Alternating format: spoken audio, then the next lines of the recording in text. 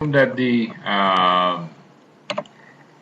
semiconductor is in thermal equilibrium, that is the rate of generation of electrons due to the temperature conditions is equal to the rate of recombination of holes. I mean, and the electrons they can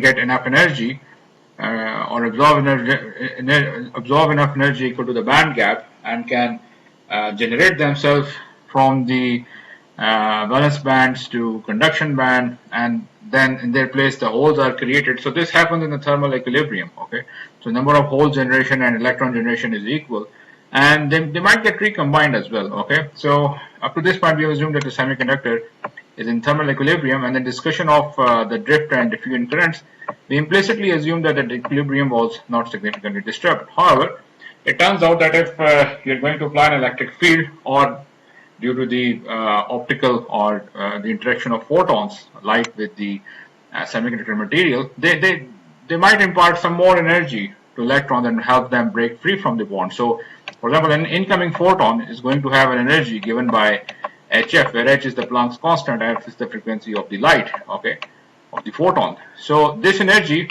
can create excess electrons or carriers which are free to move in the lattice and can contribute to the conduction of current. These excess carriers, holes or electrons, because when the electron is created, when the electron breaks free from the covalent bonds, it creates a hole back there at its position, right? So this generation of excess holes and electrons form what is known as the excess carriers, and they actively contribute in the conduction of current.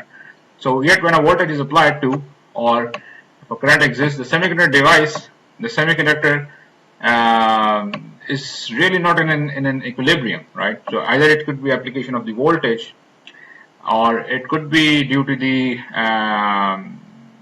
interaction of photons, incoming light over the semiconductor surface. So valence electrons, they may acquire sufficient energy to break the covalent bonds and become free electrons if they interact with high energy photons incident on the semiconductor. So this photon effect is going to knock out some electrons and creating holes, and this excess holes and electron are what are going to contribute in the conduction band in conduction of an electric current. Okay, so when this occurs, both the electron and hole are produced, thus generating an electron hole pair. So these additional electron holes are called excess electron and excess holes. Okay, now this electron and excess electron and holes, they might reach back to their steady state values, because there could be recombinations. So excess electron and holes, they might recombine, and the steady state, if the semiconductor is in the steady state equilibrium before, it might reach to the same state as well. I mean, after some time, after the recombination has been done. So it's not like you are going to have indefinitely increasing large number of excess carrier generation. You won't have that, possibly due to the recombination of them, right? So when these excess electron and holes are created, the concentration, meanwhile, of free electron and hole increase above their thermal equilibrium values. For example, over here, you see, this is the thermal equilibrium value of electrons. This is the thermal equilibrium value of the holes at a constant temperature, right? But due to the optical effects or applied electric field, you might have excess electrons and excess holes. So this is represented as such. Now, if the semiconductor is in a steady state condition, the creation of excess electron and hole will not cause carrier concentration to increase indefinitely, right? Because the free electron may recombine with a hole, and the process is called electron-hole recombination. Okay, it's just like you have given more energy to electron to break free from the covalent bonds, and then leaving behind the holes. But then you can have the recombination of both of them, and that's going to destroy the charges, right? So you're not going to have indefinitely increase in the concentration of carriers. So both free electron and hole, they disappear, causing excess concentration to again reach steady state values.